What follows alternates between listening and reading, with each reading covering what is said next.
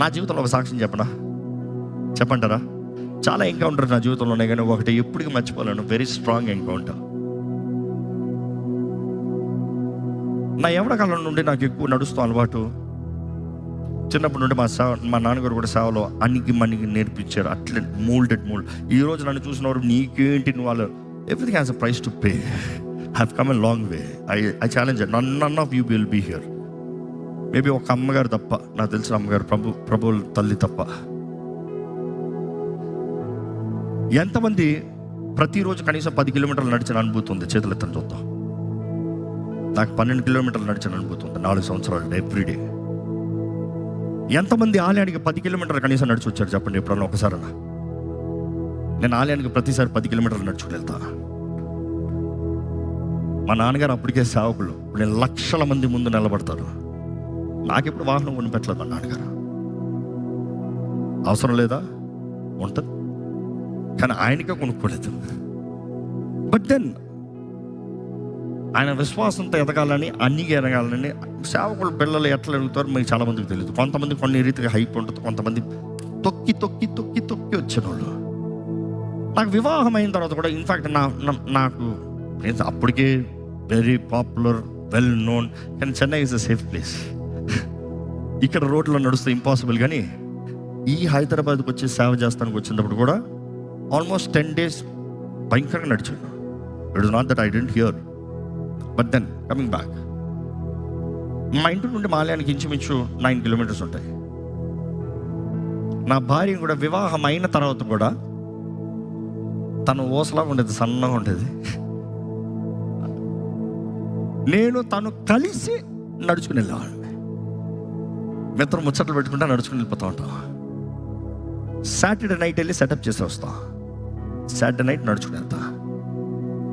But then ఒకరోజు it was late night. నడుస్తాం మాకు అలవాటు అయిపోయింది. ఎప్పుడు తను నడుస్తాం, ఎప్పుడు కంప్లైంట్ చేయలేదు. She was there. నేను ఎటు వెళ్ళినా నాతో హ్యాపీ.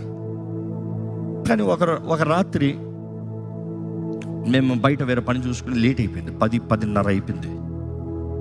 అందులో కొంచెం it was a dark side of the city. అంటే ఒక సైడ్ లైట్లు లేవు. అంటే చెన్నై కొన్ని ఏరియాస్ ఎట్లా ఉంటుంది, ఇక్కడ హైదరాబాద్లో కూడా అట్లా ఉంటుంది. సడన్గా ఇట్లా వెళ్తే పోష్ ఉంటుంది, ఇట్లా అంటే స్లమ్ ఉంటుంది. ఎప్పుడైనా చూసారా? So it was the dark side. మేము టైం అయిపోతుంది, వెళ్ళిపోతాం నేను రోడ్లు నడుచుకుని వస్తా ఉన్నాం. ఒక ఆటో దొరుకుతుందా చూస్తున్నాం, ఒక ఆటో కూడా దొరకట్లే. సరే ఇక పద నడుచుకుని వెళ్తా ఉంటే పక్కనే ఒక టాస్క్ మార్క్ బార్, పేరు కూడా గుర్తులేవులే. ఆ బార్ దగ్గర చాలామంది యవనస్తులు ఉన్నారు. ఇంకా అక్కడ నేను నా భార్య నిలబడి చూస్తా నడుచుకుని వెళ్తా ఉంటే స్లోగా గట్టిగా కేకలు స్టార్ట్ చేశారు. నోటుకు వచ్చిన మాటలు, బూతు మాటలతో నా భార్యను విమర్శిస్తూ, తన మీద కన్ను వేస్తూ. ఆ మాటలకి ఐ ఫెల్ట్ హెల్ప్లెస్. 15 మంది ఉంటారేమో, నువ్వు అక్కడ ఉన్నావు, you are not a superman. But then తను అలా మాట్లాడుతూ ఉంటే ఒక పక్క కోపం వచ్చేస్తుంది, ఒక పక్క ఇరిటేట్ అయిపోతున్నా, ఒక పక్క హెల్ప్లెస్. మాట్లాడుతూ ఉంటే సరే రా నడుచుకుని వెళ్ళిపోతా ఉంటే కొంచెం ఫాస్ట్గా నడుస్తూ ఉంటే వారు లేచి నడుస్తాం ప్రారంభించారు. రెండ్రా వెళ్తాను రా. ఇంకా నోటుకు వచ్చిన మాటలు వద్దులే, చాలా వల్గర్గా ఉంటాయి.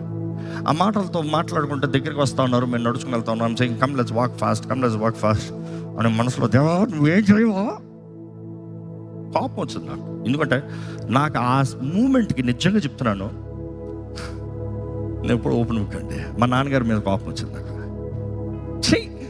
ఒక బండి కూడా కొనలేరా, ఏం బ్రతుకురా ఈ బ్రతుకు, ఇట్లా అనుకున్నాను మనసు. ఆ మూమెంట్కి ఏది దిక్కుమాలని బ్రతుకుది, ఏం చేయను, భార్యగా ఏం చేయను, ఇప్పుడు ఏమైపోతున్నాయి.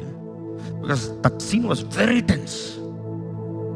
ఆ పాయింట్లో నడుచుకుంటూ ప్రభావం ఏం చేయమంటే ఎప్పటికీ సర్రని ఒక షేర్ ఆటో వచ్చింది.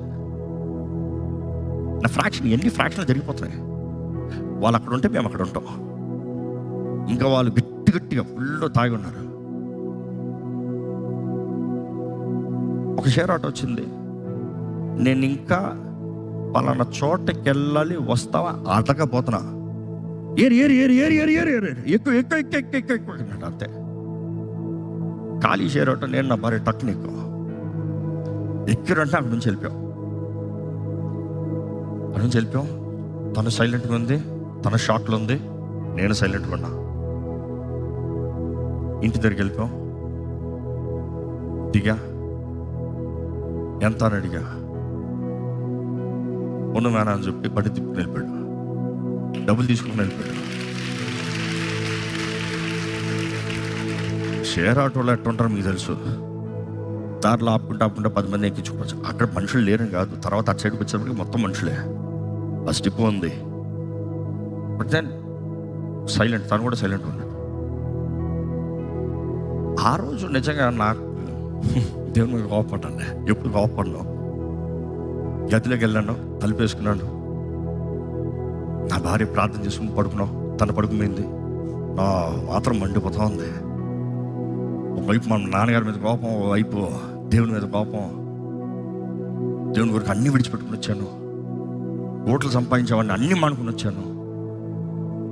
ఏది బ్రతుకురా ఈ బ్రతుకు. వచ్చా బయటేమో కుళ్ళి చేస్తాడు మనల్ని చూసి. అప్పటికే ఏడ్చేవారులే నన్ను చూసి. బట్ దెన్ రియాలిటీ చూస్తే సాక్రిఫైస్ ఏం లేదు. చివరికి ఎలాంటి పరిస్థితి ఏంటి? ఇప్పుడు నా భార్యకి ఏం కనబడతాను నేను, ఎట్లా కనబడతాను నేను? అప్పుడే పెళ్ళయింది. జస్ట్ ఫ్యూ మంత్స్ పెళ్ళి. ఏం చేస్తాను? ఏంది ప్రభా? అక్కడ నుండి ఎక్కువైపోయి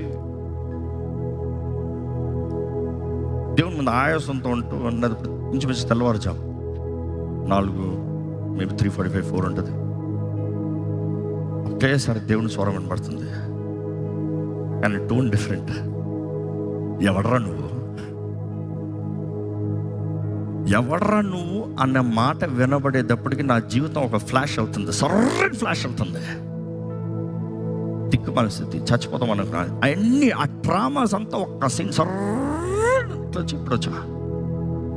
ఆ దెబ్బకి మోకాల మీద పడ్డా. ప్రభా, ఎందుకు పనికిరాండి నన్ను, తప్పిపోయిన నన్ను, చచ్చిపోదాం అనుకున్నాను నన్ను నువ్వు రక్షించి, దీవించి, ఆశీర్వదించి, బాగు చేసి, ఏది తప్పు చేయకుండా అన్ని ఈ రోజు నన్ను ఒక దీవెనగా చేసు. దీని మించి ఏం అడుగుతాను ప్రభా అని పశ్చాత్తాపడుతూ, సారీ ప్రభా నీ మీద కోపడ్డాను, సారీ ప్రభా నీ సేవకుడి మీద కోపడ్డాను, నువ్వేం చేసినా మంచి చేస్తావు, అయినా నీ దూతను పంపించావు కదయ్యా, నీ దూతను పంపించావు కదా, నువ్వేం చేయమంటే నీ దూత వచ్చింది కదా అని. ఆ టైంలోనే నేను రాసిన పాట నేను విడువనయ్యా.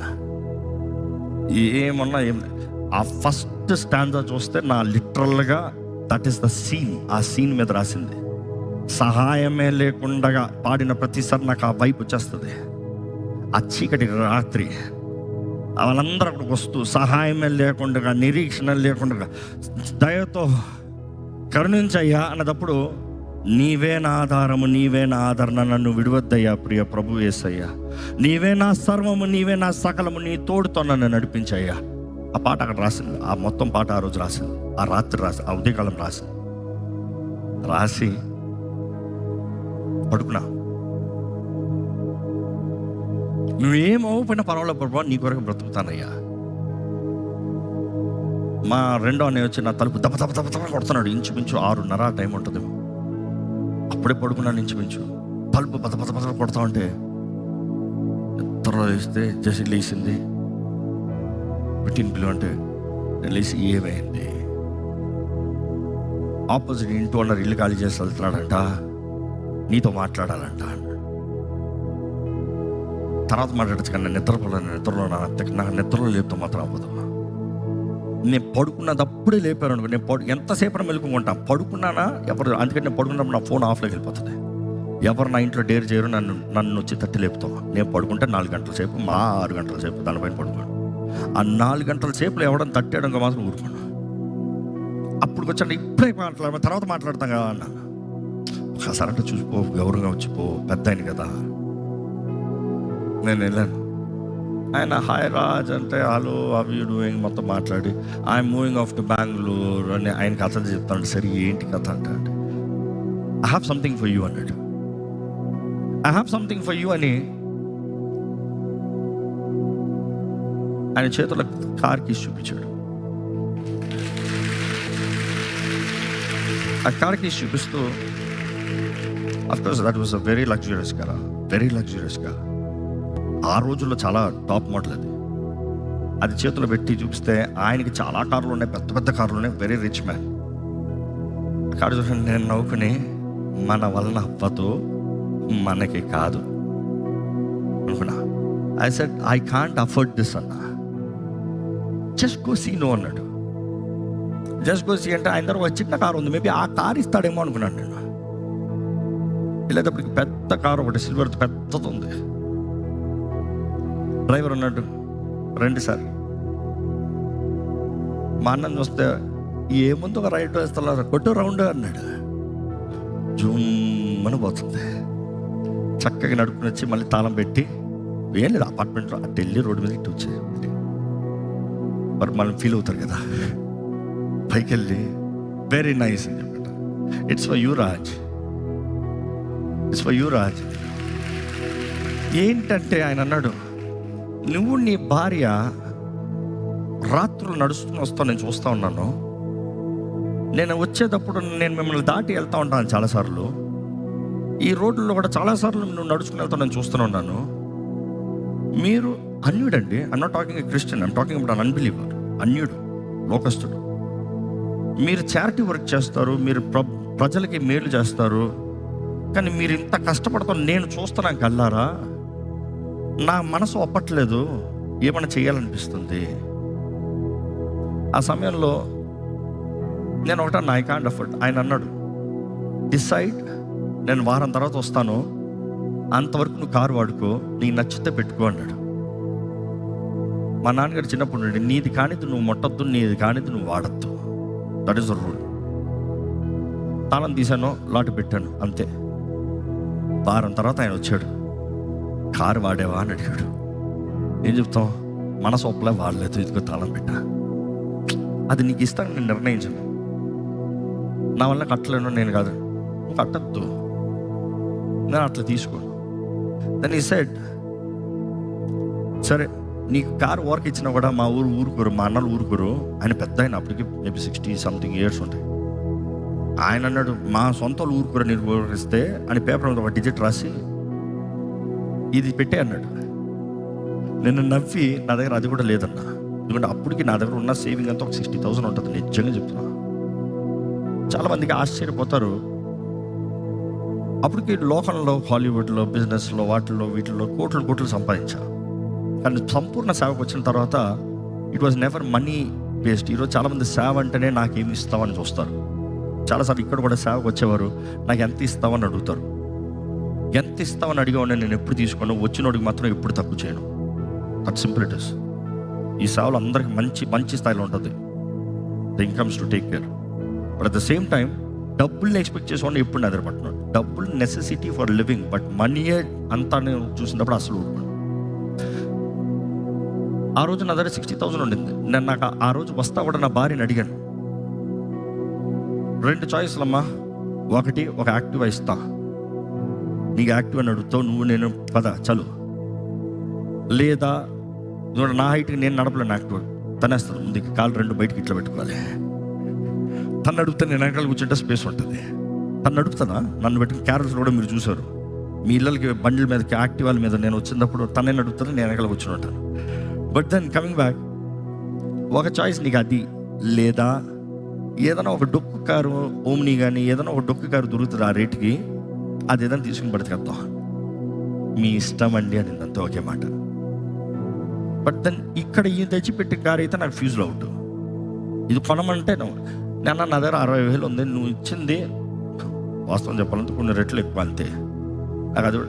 నాకు డబ్బులు మ్యాటర్ కాదు, ఊరికే చెప్తున్నా అన్నాడు అని ఉన్నదప్పుడు ఇవ్వలే అని చెప్పి కారు ఇచ్చేసి వెళ్ళిపోయాడు. అప్పటికప్పుడు ఆర్టీఓ ఆఫీసర్ని ఇంటికి పిలిపించి సైన్ చేయండి, నా చేతుల మీద సైన్ చేయించుకుని కారు ఫామ్స్ అన్నీ చేతులు పెట్టి దండం పెట్టి పోయాడు. నా దగ్గర మళ్ళీ కనబడలే, నా మొహం ఇంతవరకు చూడలే.